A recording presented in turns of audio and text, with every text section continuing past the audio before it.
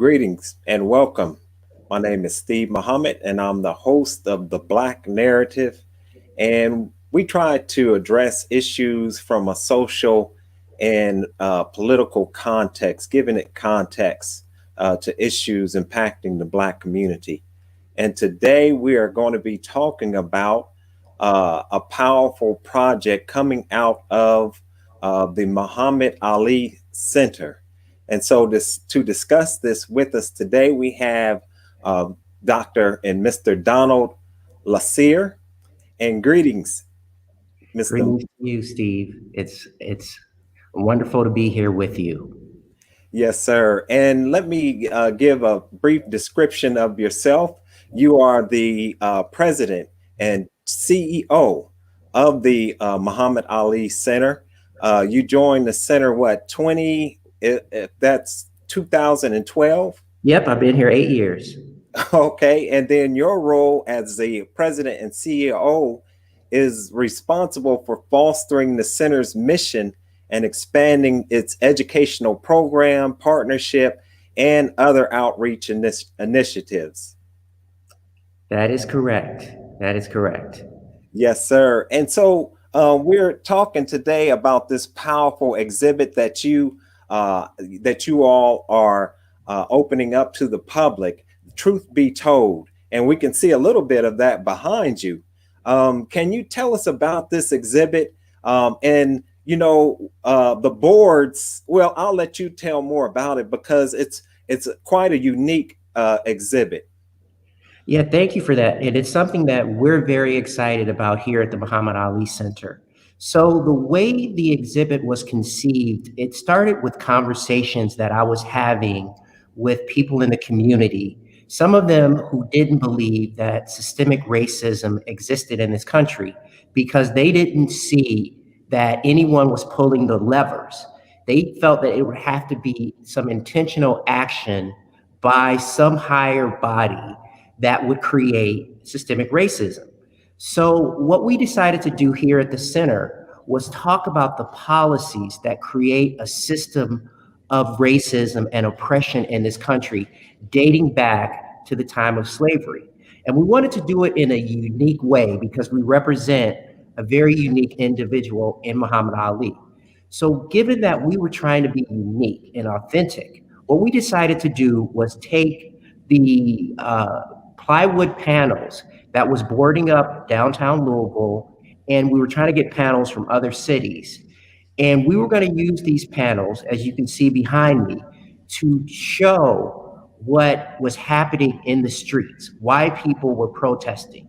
And what we wanted to do with these policies is educate our community, educate everyone around the world once we get this on a digital platform about the policies that have impacted Black lives in this country for 400 years. And as one of our board members says, some of these things are diabolical, but on their face, they may seem to be neutral, but when you see how they're applied, that's when they become systemically racist. Right, right. And you all are in Louisville, Kentucky, and this just so happens to be where Breonna Taylor is also from.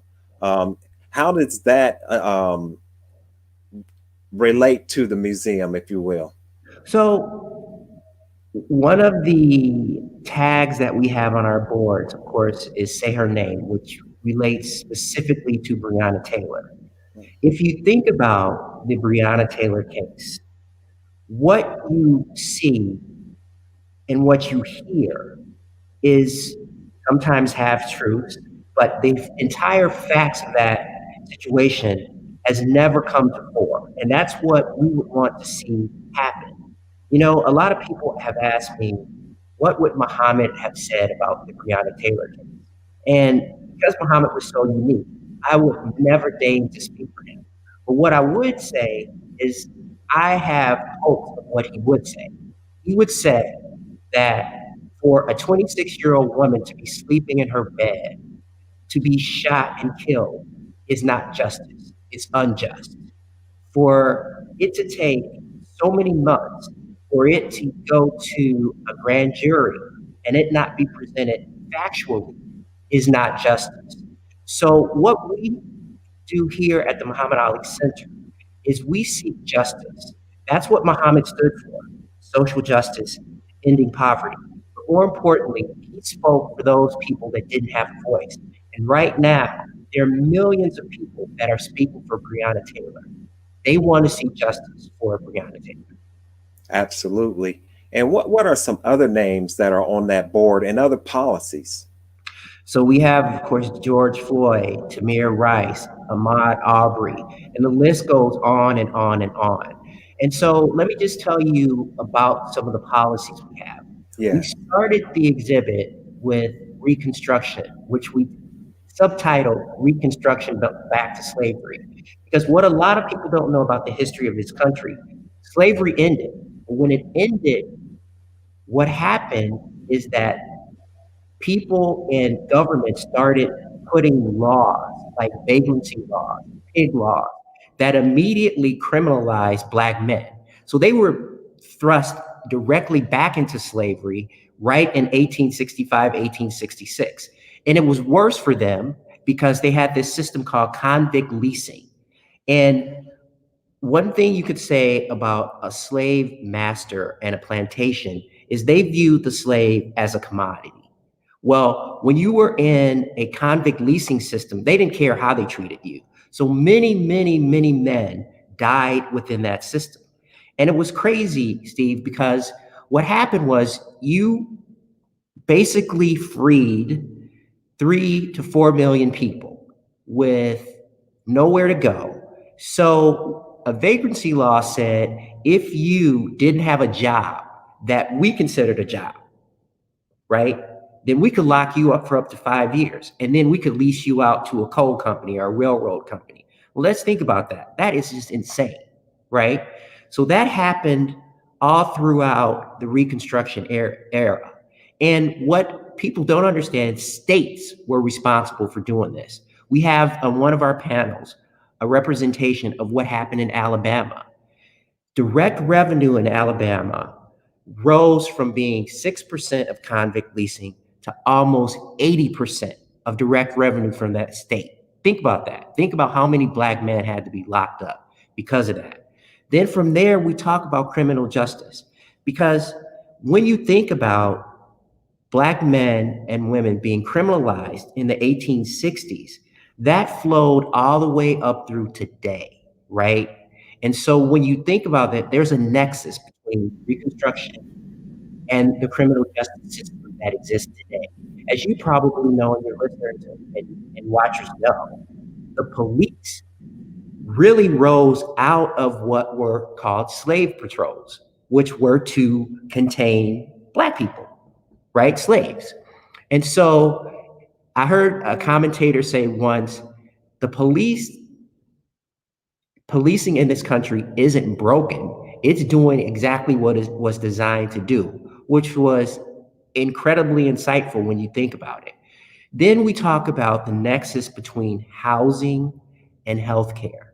Now, this may just come as a total shock to you, but segregation in this country after slavery in the 1930s was intentional.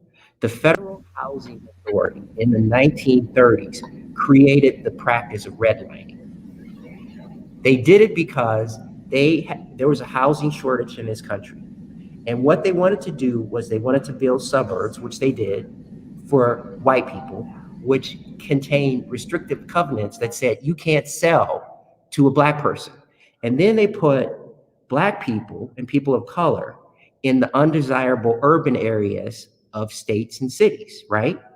So a lot of people don't know that that was a direct edict from the federal government. So we have Black people corralled in the undesirable part of the city, right? So let's think about the health impacts and health disparities that would cause, particularly when you think about the nexus between that and education, which we show here as well, right? So the way schools are funded, for the most part, is by the tax base. usually property taxes. Well, blacks were living in communities where there were very low property taxes, so their schools were underfunded. Hence, you have this disparity in education. So, you want me to Yes. continue on talking about the policies, or you I want to mean, you could. I mean, you can keep rolling because what you're saying is so insightful. And so yeah, you can continue right on ahead All because right. this exhibit that you're talking about, many of these policies we have never even heard of. Um, the ones that you just mentioned, the redlining. I don't know if you have on there maybe the black code laws or the sundown Absolutely. towns and things like that. But yeah, please go right ahead. Well, let me talk to you a little bit about that. So yes, we do have the sundown laws, right? People don't know that. Okay, let me explain what a sundown law is. It basically was a law that prohibited a black person from entering a locality in a state, a city, or a county. There were counties, entire counties in the north that had sundown laws. And what that meant, if you were a black person and you were caught in that locale, you could be arrested, you could be beaten, and oftentimes you could be lynched. So that happened during the 1860s all the way through the 1960s, actually. And believe it or not, there are still sundown laws on the books. And that was a policy that was implemented at a local level. That was a policy and a law that was discriminatory on its face and allowed to stand here in this country, again, all the way through the 1960s. And I guarantee you that there are still sundown laws on the books to this day. Now, what's interesting is that people feel that these sundown laws were confined to the South. They were more prevalent in the North, right? And I'm going to talk to you about some of these policies that people get confused, right? That they think are just these remnants of Southern laws that existed pre-Civil War. Well, we have an example of a territory. For example, Oregon, when it was a territory, had a law on the books until 1926, I believe it was, that prohibited black people from entering the territory. Couldn't even go in there, right? So it's these kind of policies that we want to educate people on. We have another panel that deals specifically with media and how in the beginning of media that black people were basically viewed and portrayed as criminals, right? It's amazing how the media has perpetuated stereotypes. For example, when a person is arrested, particularly a black person, they usually portray them as being menacing, as having no names, as being, shown in the most terrible light you can imagine. Now let's juxtapose this against the way they would sometimes treat a white perpetrator. Let's think about the young man that shot up 9 people in a church, St. Emmanuel Church. Mhm. The police arrested him, told his story, took him to Burger King for lunch, and then took him to jail. Mm. Now, that would never happen with you or I, right? No, Not at all. absolutely not. When Trayvon Martin was shot, he was portrayed as a young man in a hoodie, sort of a hood, if you will, which was not the truth. He was a 17-year-old boy. Later, I think it was a couple of years later, there was a swimmer at Stanford that raped a woman. He got 3 months in jail, but all they talked about was he was a good student and a good swimmer, a good athlete. Mm. That is the portrayal that the media has perpetuated for years upon years. And so that's another thing that we have to really guard against. So let's take it all the way through the rest of the policies that we deal with. From the media, we go to education. And so there's a disparity in education, right? Everybody knows this. Right. But we get a little bit deeper. We talk about policies that have created a school to prison pipeline, right? A Mhm. lot of folks don't know, but in 1994, 1995, there was this zero tolerance policy implemented by the federal government, right, which funded public schools. It was designed on its face to make sure that drugs and guns stayed out of school. Now, let's think about this. It basically said we could suspend a student for bringing drugs, we can suspend a student or expel a student for bringing a gun to school. The way it's been applied is in some states, particularly some northern states, a black or brown boy is 10 to 12 times more likely to be suspended or expelled for a minor infraction of that policy. Think about that. Mhm. So now you have a 17, 16-year-old boy expelled from school. What is he going to do? Right? Because the statistics bear out. If you don't graduate from high school, the likelihood of you ending up incarcerated, it's exponentially higher. But it's deeper than that. One of the things that we have from a statistic is 1 in 17 white men will be locked up, incarcerated. 1 in 3, a third of black men in this country will be incarcerated. 1/3. Mhm. So we have a panel that talks about the family and the impact that that policy has on families, right? And that is a direct result of what was the war on drugs, the crime bill, and some other policies that were implemented at the federal level, right? So when you put all of these things together and you see that there's a clear and consistent nexus between all of these policies, you will see that a system of oppression, a system of systemic racism exists in this country. Mm.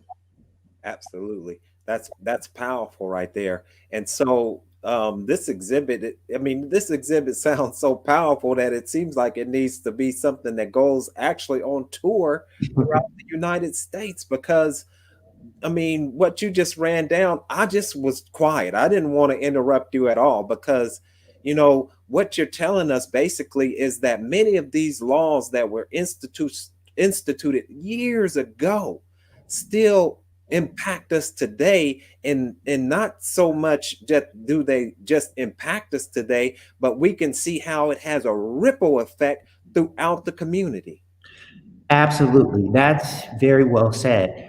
And so, from an educational perspective, what we want to get across is there's an end game, Mm, right?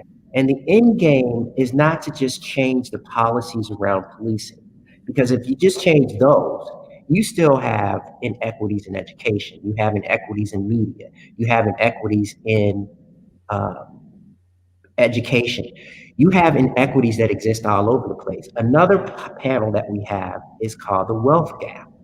And when you see that, we have it in charts, that the wealth of a white family versus a black family with the same educational background is 4 to 5 times higher, which is unexplainable, it's inexplicable.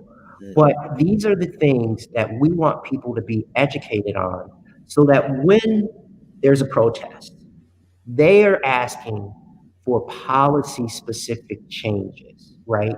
mm, They are asking for specific things to be changed at a local level, a state level, and at a federal level. Because as has been articulated all through the media, that if you don't pay attention to what's happening on the ground, if you don't pay attention to who your judges are, who your DAs are, who your police chiefs are, who your mayors are, who your city council people are, it doesn't matter what the federal government does, right? Right. It doesn't matter what the state government does. You've got to be at the ground level, at the grassroots level, advocating for change, demanding change. Otherwise, we're going to take one step forward and two steps backwards, which is sort of the way things have been progressing throughout the 400 years of this country. Absolutely. And so, as we are drawing close to the end, I just wanted to ask you, how can individuals, come through this exhibit? Where is it at? Um, and yeah, how can we learn more? Well, we would invite all your viewers to come to Louisville, Kentucky, come to the Muhammad Ali Center, spend a weekend here. I mean, it's a great city, despite what people have been saying. It is a wonderful place to visit. We are planning to put this on a digital platform eventually. The exhibit will be up through April, right? And so hopefully we will get past COVID-19 Right. and people will be willing to travel. We are within 6 to 7 hour drive of over half the country, believe it or not. So we're centrally located. And the Muhammad Ali Center, I believe, is something that anyone in this country should want to see because it's inspiring, it's educational. We use the legacy of Muhammad Ali to inspire people to be great, do great things. And this wonderful exhibit really is a great educational opportunity for young, old, black, white, brown, what have you, people to Right. come and see. And so, you all are a 501c3 organization. What are some ways that people can get involved and help? Go to alicenter.org. We are a 501c3, which means we're a nonprofit and we rely on the goodness of the community to support us. So, whatever support that you're willing and able to provide to the center so we can keep doing great work like this, we would love for you to do that.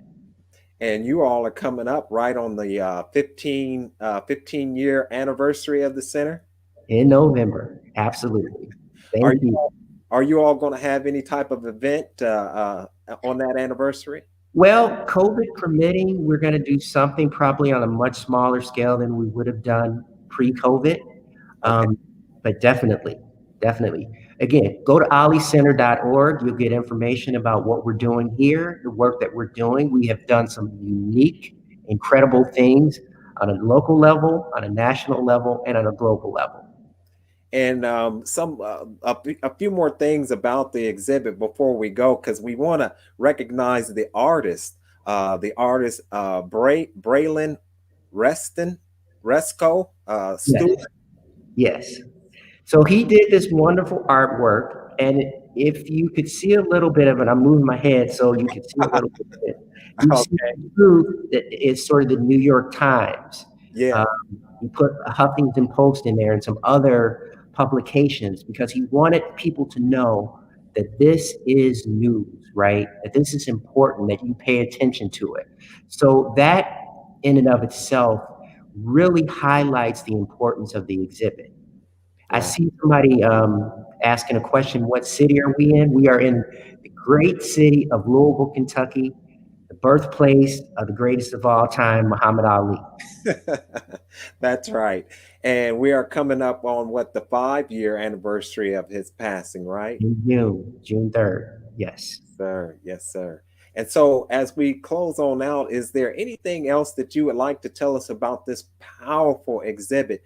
And is there any kind of takeaway bags that individuals may get? Because this information is something that you definitely want to just take home and marinate on it and share it with your family.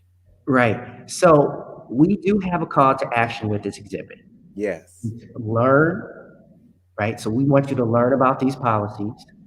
Then it's share. We want you to share these policies and the impact of these policies with your network, with whoever you meet on the street, because you can just talk about one of these panels for hours when you think about it. that's right. And then the last and final thing is vote. Hmm. That's our call to action. Yeah, Share, learn, and vote. that's right. And like you said, all politics is local. So definitely look out for your, your interests locally. So with that, I want to thank you. Once again, we are here with Mr. Donald, uh, and we pronounce your name Lasir. Let's see here. Yes, sir. Mr. Donald Lasir from the Muhammad Ali Center. And we thank you for your time and we thank you for educating us on the center. And we look forward to talking to you more in the future. Thanks, Steve. It's a pleasure to have met you, and hopefully one day we'll connect live. Yes, sir. Definitely. Thank you and God bless. Same to you, sir. And that was Mr. Donald Lasir from the Muhammad Ali Center, and we're talking about that powerful exhibit that they have, Truth Be Told. And so we're going to go right on into our next guest, Mr. Amaha Selassie, and our brother is the president uh, let me just say a little bit more about him, that he is a peace builder, he's a social healer, he's a freedom fighter, and a lover of humanity. He's an instructor in sociology and director of Center for Applied Social Issues at Sinclair Community College in Dayton, Ohio. He is the chair of the City of Dayton Human Relations Council, a member of the Community Police Council, and co-chair of the MLK March, and the president of the Gem City Market. I want to welcome to the Black Narrative, Brother Amaha Selassie. Greetings, brother. Hey, greetings. Thanks for having me. That's a little bit of an old bio, so I'm not the chair for HRC anymore, but okay. But I'm on it, but it's not the chair right now. So, but yeah, thankful to be here, and like, wow, what honor to follow after Mr. Lasir, because I love the Ali Museum. It's like I've been there twice. Took my daughter down there to see it. It's like, yes, it's an incredible resource, like phenomenal resource. I can't say enough about it. So yeah, thankful to be here. Thankful to be on this show. Right. Yeah. Well, tell us just a little bit about yourself. I mean, you're a world traveler. I'm really appreciative that you found time, out of your very busy schedule to come on and talk about, and continuing on with what Mr. Lasir was talking about, these policies. And but yes, tell us about yourself and we'll get right on into it. Okay, yeah, sure. I'm not an instructor anymore. I'm an associate professor, but yeah, associate professor in sociology. I emphasize health equity and centering at the margins, and really, like, I'm a public sociologist. So my goal is like how to transform the communities into the ones that that the community wants to work, live, and play in, right? So I'm real big on just walking with the people, hearing their voice. We're building a market right now, about to open up in 3 months, called the Gem City Market, which is a community-owned and worker-owned co-op in an area of food apartheid, a food desert. So I do a lot of work around equity and just listening for people, hearing, and figuring out how we can walk together. I'm thankful to be here, and I love the idea of I love the title of this, Black Narrative. You know what I mean? Yeah. I think we have to create our own narratives and define our own narratives, right? And so I appreciate the title, because I think that it highlights the fact that we need to tell our own stories, right? And we need to have our own interpretations for how we understand, events taken in our community and world. So I'm honored to be here with Steve, OG in our community. So yeah, thankful. Yeah, I appreciate you. So we got 30 minutes, and brother, I just want you to break down some of these words that impact our lives. Of course, number one, we want to break down hyper segregation. Now, we've heard of segregation, and we know that segregation is where there is a tier, if you will, where you have an upper level and then you have a lower level. Then you have separation where you have people on an equal footing, but they're in their separate areas. Right. So what in the world is hyper segregation? Sure. Hypersegregation is, segregation that's extreme in nature. So when you're looking at segregation, there's oftentimes 5 variables, like your likelihood of having a neighbor who looks like you. And there's like these different variables. When 4 or 5 are happening, it's known as hyper or extreme segregation. And to me, I think like segregation has to be linked with the notion that difference is hierarchical, so that like when you're looking at the construction of race, right, it was said that white is human, everything else is inhuman. And because of that, we're going to distribute and leverage our resources differently according to race, right? Or, gender, class, age, sexual orientation. But like for hypersegregation, it's primarily around race. So then you concentrate advantage in some communities, and you concentrate disadvantage in other communities based upon race, which are connected with the redlining maps, which I came in for the tail end. So it sounds like you guys talked about that a little bit earlier, which is an intentional strategy. So I think one of the important things to understand is that segregation itself is a structural mechanism that is at the root of all inequality, right? Because what it does is that it pools resources, and then and the pooling of resources and the disinvesting of resources then enables all the other inequalities to bubble up. If you're looking at education, housing, healthcare, access to jobs, transportation, access to food, right? Segregation is a linchpin. So when we're talking about hypersegregation or extreme levels of segregation, like in Dayton, we're hyper-segregated, right? Because we have a river geography divides east from west, and 98% of African Americans live on the west side, 94% of white live on the east side, and then you have a Turkish community, Latino community, and African refugee community. And oftentimes, what started as segregation, or I like to think of Du Bois a lot. The first African American PhD, and also the first African American sociologist, right, who said that the problem of the 21st century is the problem of the color line, right? And so like the redlining maps, which created the areas of pooling people by their race into housing districts, then translates today as an opportunity line. Right. Areas that were disinvested now lack access to opportunity, and opportunity we would determine as conditions favorable for the attainment of a goal. Oftentimes looking at transportation, healthcare, everything that we mentioned earlier, education. And so there's a direct correlation that across the country, every red line map now has lower levels of opportunity. And it's not even just access to opportunity, but it's also risk. It looks at like how, the things that are undesirable in the communities, they get put in the areas that have been disinvested. What I mean? So African American communities, have not only higher, 2 to 3 times less access to fresh fruits and vegetables, and are also more likely to live in food swamps or areas that are like a hyper, concentrated full of negative things that we don't want to eat, but they also are more likely to have sorry, it's been a long day. No problem. Water treatment plants, Right. trash facilities, right? Like the things that everybody in the community needs, right, in the region, right? But they get pulled into areas, right, that have been disinvested.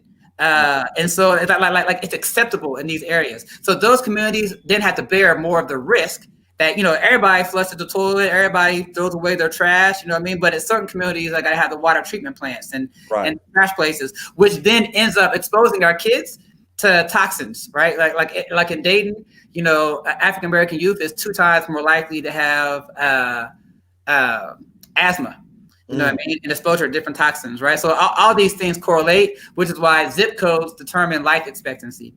you Right. know? So it's like all these things pull together. Because when you're looking at, you know, education system, transportation, all these different systems that they construct together, they work together to create these webs that create the advantage or disadvantage, you know? So it's not just like one thing, but all these things working together by design, right, for an Right. intended purpose. You know what I mean? So I think Right. the power of now is understanding that it is by design, right? Mm. And so by design, meaning it's an imagination. So then how do we reimagine where the communities we want to work, live, and play in, and how we leverage our resources to make it happen? Absolutely. I mean, you definitely said a mouthful there. I mean, because you know, you talk about the food deserts, which many would call food apartheid.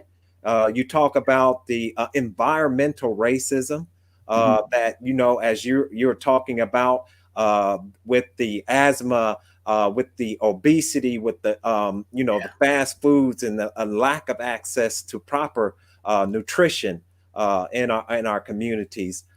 So now talk about, and we'll get into this because this has the creation of race, right? The creation of race and how it's been used to oppress and suppress darker peoples, particularly black and brown, and then, like you say, relegate these communities to this third class, fourth class citizenship.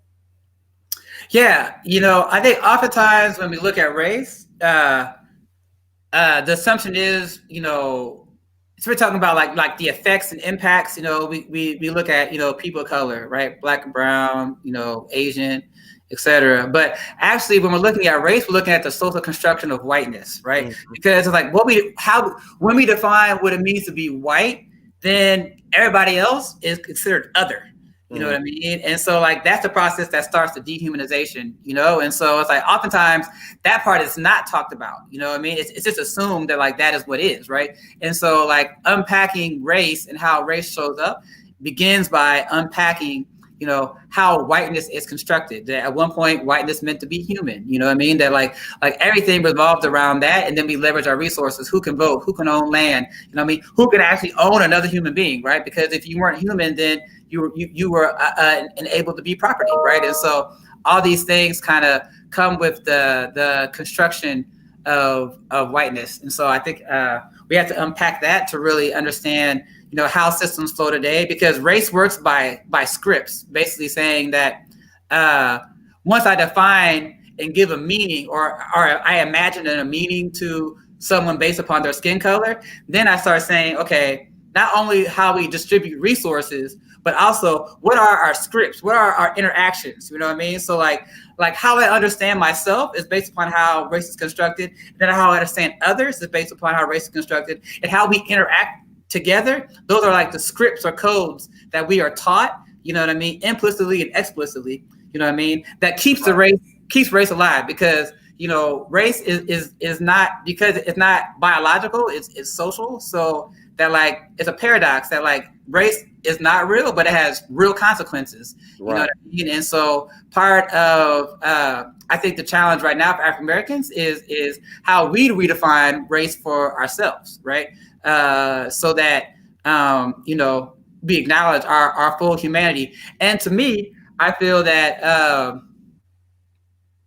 the interesting thing about African people is that we believe in Ubuntu, which means I exist because you exist, and you exist because I exist, right? And I can't be all that I can be until you are all that you can be, and vice versa. There's no sense that I am because we are, you know? So like, we don't have an assumption that like someone is lower or not human based upon their skin color. And I say that to say that like, when I look at the move or the zeitgeist in humanity, right? You know, you see a Black redemption to a certain extent, right? That a group of people that have been oppressed are no longer oppressed. But the good news is that like, it's not seeking to oppress anybody. It's seeking to like, how do we create, you know, true equality, you know what I mean? And like, how do we heal from these historical wounds and acknowledge the dignity and worth of every human being, you know? Like, so like, you know, Martin Luther King said that we would be the Black church will be seen as the answer, you know what I mean? The saving grace of the country, you know? So yeah,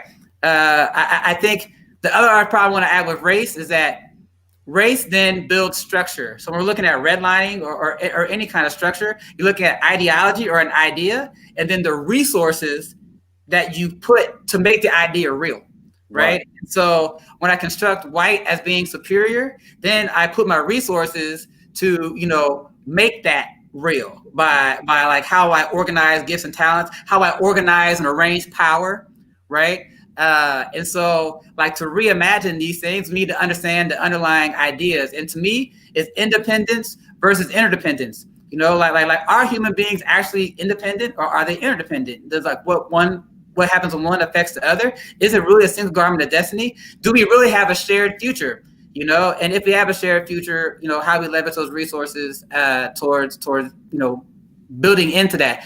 And part of that to me is, focusing in on the house that's on fire, what I mean? And what we do to the people who've been oppressed, what I mean? Like how we self-determine for ourselves the communities that we want to work, live, and play in. Yes, sir. I mean, this is beautiful. I mean, because you're really breaking this down in a way that people can really understand, race. And can you go just a little bit? I want to push you just a little bit more in that direction, because race, now this construct, right? This violence, this what would we call it? Structural violence. The structural violence has made both the predator and the prey mentally ill, right? So now, can you talk a little bit about how it has affected us? Because we know how it's affected them, because we see it every day in the Oval Office, right? But how has it affected us as a people and our interaction with each other? Yeah, I mean, I think it's, internalized oppression. I mean, one of the first things that comes to my mind when I hear you say that is Carter G. Woodson, when he says that, we've gone to the back door so much that they don't even tell us to go to the back door anymore. We just automatically just go on to the back door, And so we don't trust each other the way that we could. We don't, leverage our resources together as we could. We don't, I mean, doctors experience all the time. They're like, sometimes like, oh no, I need somebody else to verify that it's okay before, be like, our word is questioned. You know what I mean? Like our competency is challenged, and all these things are internalized inferiority. That's why I appreciate. What is it called? I can't think of the name right now, but the group that comes together and they say defy the lie and embracing the truth. You know what I mean? Talking about the healing circles, right? That are emerging. I think the community healing network or something like that. But like we need to defy the lie. You know what I mean? That's why I think a lot of this comes down to narrative, right? Because we're looking at discourse, right? Meaning that like how we define things and then how that shapes reality. You know what I mean? That like the narrative is just like it's critical. And even like I've heard myth being seen as like our tool. You know what I mean? Like how we define and like how we have our own myths, right? Our own understandings, right? Like it's really like our tools for liberation.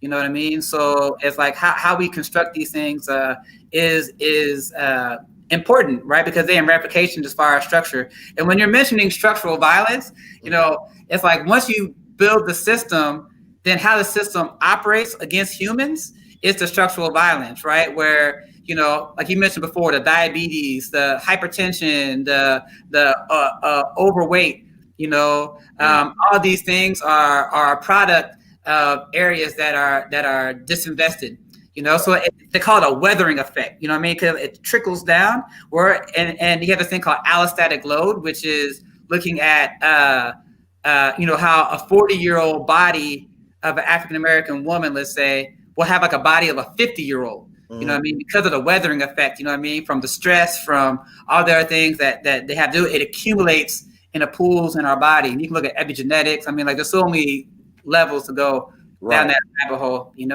And then, I mean, because I just wanted to veggie back, right, off of what you're saying with the weathering. And then now you're seeing this high rate of maternal and infant mortality, not just infant mortality, but now mothers dying in pregnancy. And it doesn't matter their economic status or level.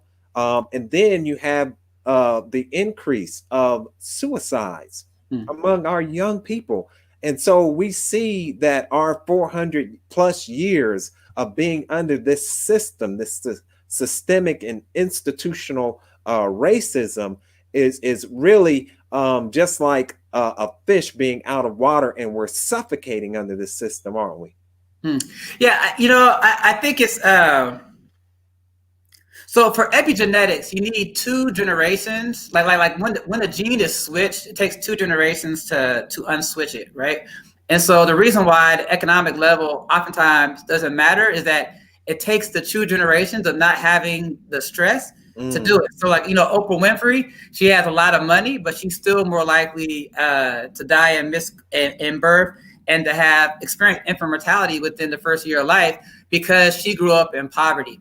And so, there's definitely a correlation of like how our areas have been, I would like to say, dehydrated, you know what I mean? And now it's like, how do we bring water to the areas, you know what I mean? The dry bones, you know what I mean? Right, And how to, build the environment that we need to thrive and to flourish. So yeah, definitely we want to then go right into some solutions, because we definitely our problem that you've outlined for us is something that many of us don't even recognize, and that is how it affects us. You talk about the epigenetics, right? We're talking literally about the genes, you know what I'm saying, about genes and DNA, being cells or genes being switched on and switched off, and how that affects us through generations. Right. And so now let's look at what an equitable community looks like. How can we begin as a community to build a strong community? Because, for instance, we see our people right now, we are hysterical almost over this coming up election, in a way that we don't see that hysteria, for instance, in China, the Chinese people or other people. I mean, they might have some degree of anxiety, but not to the level that we do. Right. Yeah, for me, I think it's about being a thermostat and not the thermometer, right? Because the thermometer reads the temperature in the room, but thermostat dictates the temperature in the room. So I think, we have to, be determining the future of our own communities. And that's why I like this notion of collective hope, because collective hope is where we build a shared vision of the community we want to work, live, and play in, and then we leverage our resources to make it happen. So to me, like the Gem City Market is a good example, right? Like the area that had is food apartheid, and I say apartheid instead of desert because desert implies a natural phenomenon, but apartheid acknowledges that it was a structural mechanism that made it happen. And if human beings imagined it, then they can reimagine it, right? And so the community came together, 40,000 people, no grocery store, within our limits. You got to take 2 buses to get to the grocery store, and so, we tried to be an answer, by leveraging our resources. So we're about to open up in January. We're going to have a health clinic inside. We're going to have a teaching kitchen.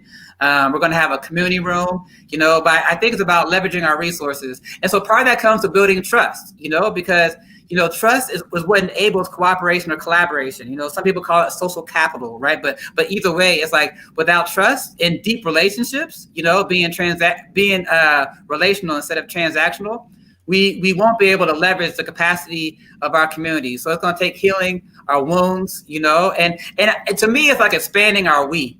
Like I think we end up in these segments because, we don't understand the power of we, and so to me, like part of interdependence is being cooperative, and like how do we really pull, and for African Americans, that's how we survived, Right. Even in Dayton, there's mutual aid societies and mutual trust societies, right? So it's like we out of necessity have always had to cooperate, pool our resources to make it happen, right? And so, but we've kind of lost that over the years, and we need to get back to me personally, I think we need to get back to models where we're working collectively, right, towards determining our future and leveraging our power, so that we build the communities that we want to work, live, and play in. Yeah, I think it was Still Pulse that talk about recapturing our culture, We're right? capturing the culture. Yeah, Yeah, yeah. recapture. I wish we could play that right now. I love that Yeah, song, man. And right. so, that's one of the things, though, isn't it, brother? Is that we have to, like you said, reimagine. But what we have to do is we have to recapture, literally recapture our culture, because culture, right, is a way that people relate to each other, right? A way of solving problems and code and conduct, right? Yeah, you know what? Like I could talk hours about culture and the power of culture, because culture is so deep, right? Because it not only it informs how we see ourselves and each other, but it informs how we interact with each other. It informs how we understand the world, right? Like everything comes down to culture and the symbols that we're creating. So part of, to me, the narrative is actually defining our culture for ourselves, right? And you see that happening, Black girls magic. I can't remember what Shaq had one for boys lately. I can't remember what it's called now, but it's like, redefining for ourselves, right? And realizing that culture is a weapon, it's a tool. That's why, some countries, the first thing they do when they try to colonize is that they strip you of your culture, right? That you lose your bearings, that you don't know what is what. So then you start feeding into whatever else is given to you. So like, the strategy of colonization was you strike culture right away, because like His Majesty says that the basic struggle of the world today is for the minds of men, right? And so like if you have someone's culture, then you got them.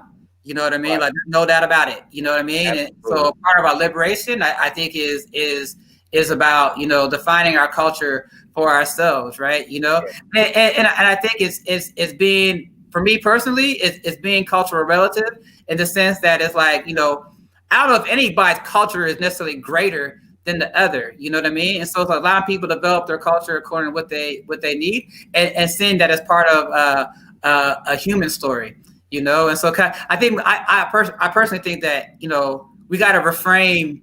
I don't, like when Audre Lorde talks about dismantling the master's house with the master's tools, I look at like where are the underlying assumptions that's been used to oppress us, and in the process of our liberation, how we change the process of liberation, so that we maintain everybody's humanity in the process of our own liberation. Right. That's heavy, brother.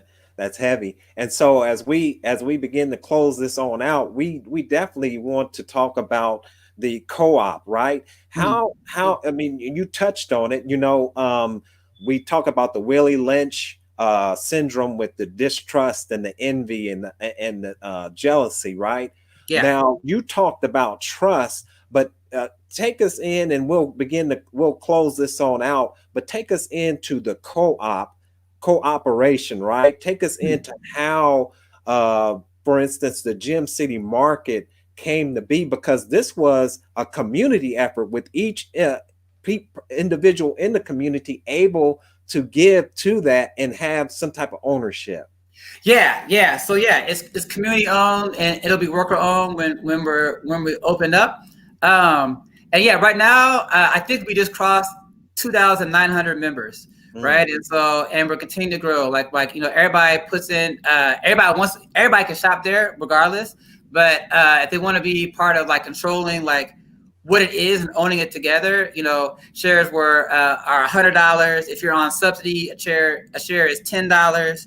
Or if you live within a trade area, a share is $50, But I think what makes our process unique is the highly participatory, from naming of the market, from designing the architecture. The community was engaged and involved in each process, because that's how we start realizing our power. Because see, hope comes in by knowing that we have the power to make change. Right, that we're not stuck in where we are now, but we can change it. And so throughout this whole process, it's been like a small version of the hope that we're trying to build in our community. That, like we said, okay, the market, it's a bigger thing I've ever worked on, but as far as like community transformation, it's a drop in the bucket, right? So like what are we going to do next, right? So even within the market, we built a co-op incubator. Right. And then last week we just launched, or, we had a graduation ceremony for 8 other groups of people who created co-ops, from a doula co-op, the heart call-up co-op, which is looking at how to heal wounds and create dialogue. There's another food co-op that came together. That's going to go deeper inside of the food desert, right? And we got this new class coming. So part of it is like how do we keep building this notion of cooperation more, right? That like we're stronger together, right? And how we leverage our resources, you know. So I mean, I continue to challenge the notion, you know, of like that we have to be survival of the fittest, right? Like I just challenge it on every turn, because I think like that divide and conquer keeps people in power, right? And so like what are we doing to build something that works for us and by us, right? And co-ops have been the model throughout history. I mean, there's a whole book called Collective Courage that explains how like from funerals, you know, I mean, everything we did cooperatively back in the day because we had no choice, you know what I mean? So like why leave a model that's working, that worked before, and why not continue to expand it out today? Absolutely, brother. I appreciate that. And for instance, you know, you want to look at, for instance, the little me and the big we, right? The little I and the big us. And so, like you said in the Quran, and I'll end just with this though, you know, that in the Quran it says, and we did this and we did that.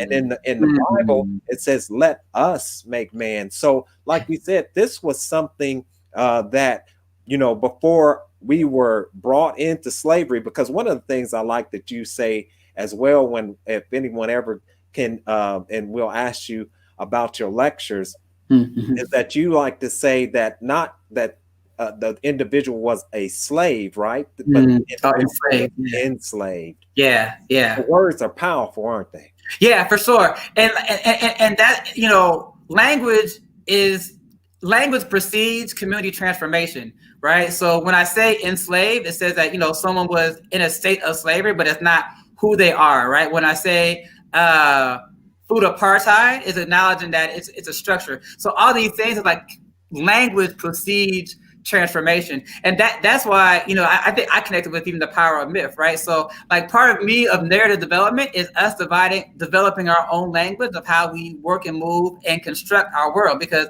language is how you construct reality, right? And so it's like how all these things come together. And yeah, so like, you know, there was a knowledge that was pre-African. That's why even Sekou Touré, who was a leader in Africa, right? Like upon liberation, he said that we need to re-Africanize Africa, right? Because it had been so colonized that like that even Africa had lost its way of how we see the notion, like what it means to be a village, right? And that's why I appreciate what we're doing here locally with the African American Elders Council, right? That like we're moving to how do we build a village, you know? So I'm saying that to say, instead of saying community, say village, right? Because village, you know, community, we have all these ideas of what that means, right? But when I say village, oh, what is a village? You know, how does a village operate? What does it function? What does it look like? You know, so it opens up our minds to explore new possibilities, right? That we can truly create something where the Watotos, the youth and the elders, right, are in the center, right? And we're building everything else around that, you know what I mean? We're protecting our youth and our elders, you know what I mean? And in that, you know what I mean, we build a strong community or a strong village. Right. And so as we close out, just let those who are watching know how they can learn more about the Gem City Market and the co-ops that are in Dayton, Ohio, and what they may be able to do in their own city if they wanted to contact you and put something like that together. Yeah. I mean, you know, we're helping support, I would say, you know, co-op development in a couple other cities around the country right now. And you know, if you want to find out more Gem City Market, it's at gemcitymarket.com. And you can reach out to us there. You know what I mean? If you send out an email and you tag me on it, then, you know, they make sure I get it.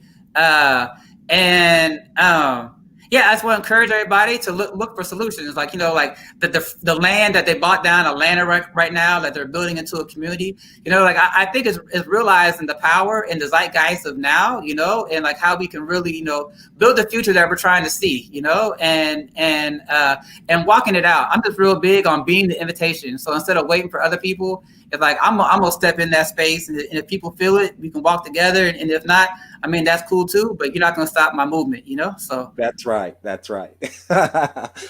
Well, brother, I really appreciate it because, like I said, you're a busy man, and you know, I understand that you just came from teaching. Is that right? Yeah.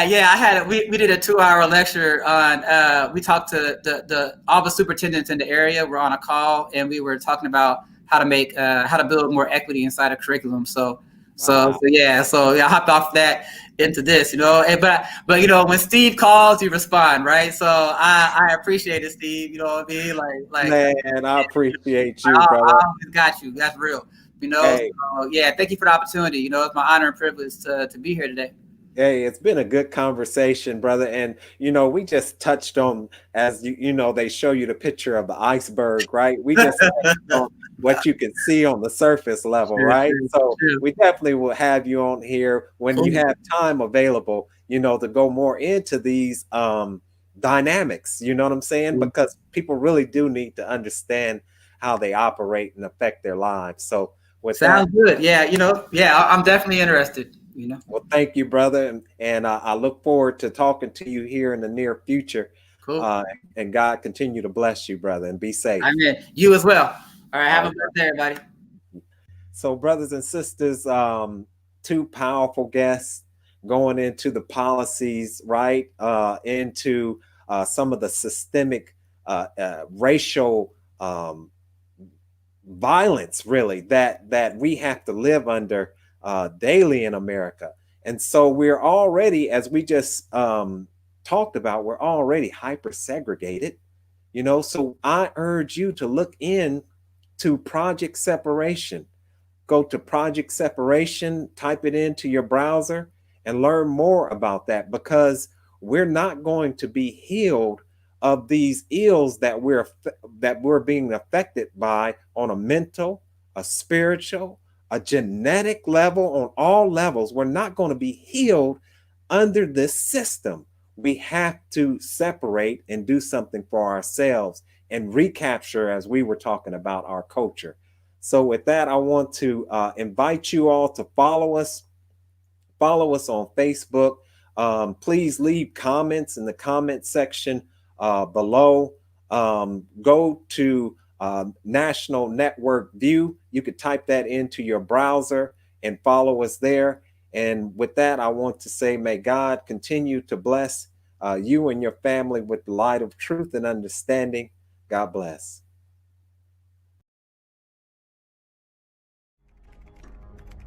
Be a part of the force that powers truth in journalism. Your support helps to combat false media.